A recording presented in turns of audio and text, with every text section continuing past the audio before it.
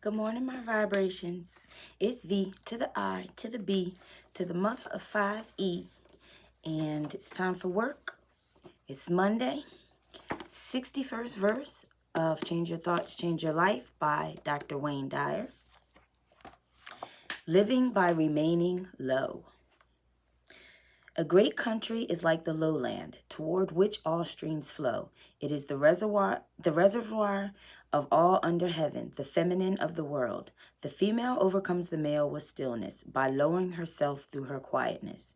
So if a great country lowers itself before a small one, it wins friendship and trust. And if a small country can lower itself before a great one, it will win over that great country. The one wins by stooping, the other by remaining low. Most of us have been taught that it's important to tower over lesser folks in virtually all of life's endeavors. We're told to get to the top, stand out in the crowd, be the best, and honor champions who defeat challengers. We're expected to pay homage to those who make the most money, collect the most material objects, and evoke the most fear and obedience because of their positions of power. And those who deem to live among the commoners are the least deserving of our respect. This passage of the Tao Te Ching invites us to reevaluate these beliefs. Look at the ocean. It's the most powerful force on the planet because it stays lower than the streams, which are necessarily and inescapably drawn to it.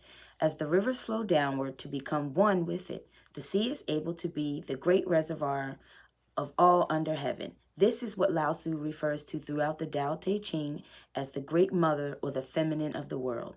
That female energy or yin is the true receptor of all. By remaining quiet and still, it ultimately overcomes male yang efforts to subjugate and conquer. In the 61st verse of the Tao Te Ching, Lao Tzu speaks of the advantages of leading by remaining low, using entire countries as his examples. He makes the case for nations both large and small to be like the great ocean. As he observed warring territories attempting to vanquish each other by exerting their strength, he saw that peace and harmony could only be possible if the territories behaved in accord with the Tao. That is, by subjugating their egos rather than their neighbors. Lao Tzu was addressing countries and their political leaders in this chapter, but countries are made up of individual men and women. We need to become a critical mass of individuals who are willing to model the wisdom that the great Chinese master offers us. We all must learn the value of making a dramatic change in the way we think of ourselves and each other.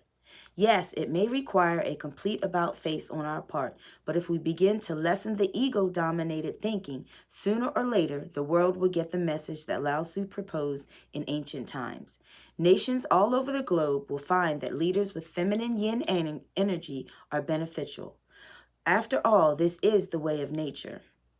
It is the Tao at work. You can apply the wisdom of this verse in the business world or with anyone you encounter by updating the notion that towering above others in the yang approach of masculine domination is the way to get ahead.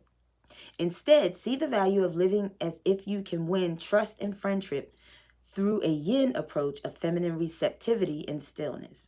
As you try on these new attitudes and behaviors, quietly watch as the energy from the following suggestions begin to influence your reality.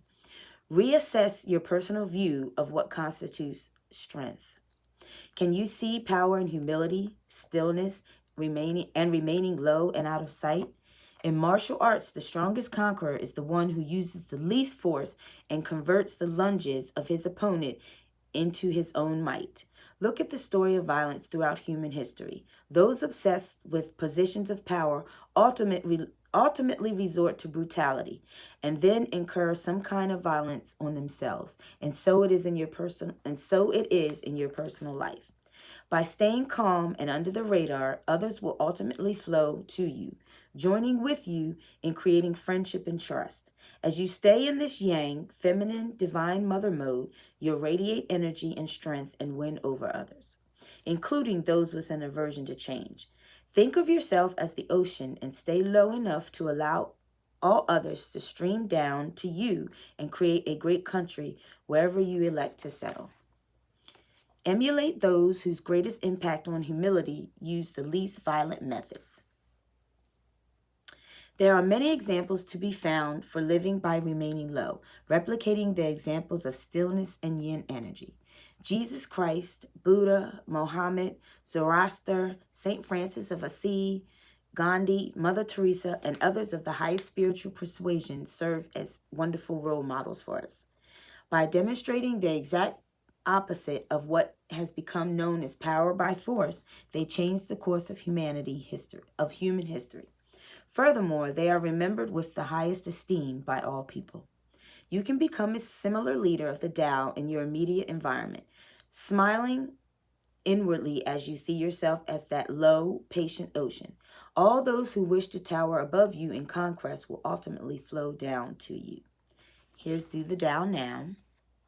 Each day as you grapple with how to be an effective leader in your family, in your country, and in the world, apply the following advice from Sai Baba. This is what he counsels readers to do whenever they question what action to take or how to think. When head-fast eyes are horrified by the cruelties of life, when your mouth is parched and you can hardly speak, the first sip of cool water, I am soothing you. Think of me. In a moment of crisis, silently say, think of me to your mental image of the person who won you over by stooping and remaining low. You'll immediately find your way as if that individual were directing you to overcome the struggle, addiction, or ego-dominated thoughts that seem to take you away from your feminine Tao nature. And of course, I'll put the Do the Tao down in the box. And there you have it, the 61st verse of Change Your Thoughts, Change Your Life by Dr. Wayne Dyer. We have 20 to go, 81. I hope you guys have a great day, and I'll see you later for my 100-day reality challenge video and a cleaning video I'm going to throw up for you guys. All right, good night. Well, good morning. Yeah, good morning.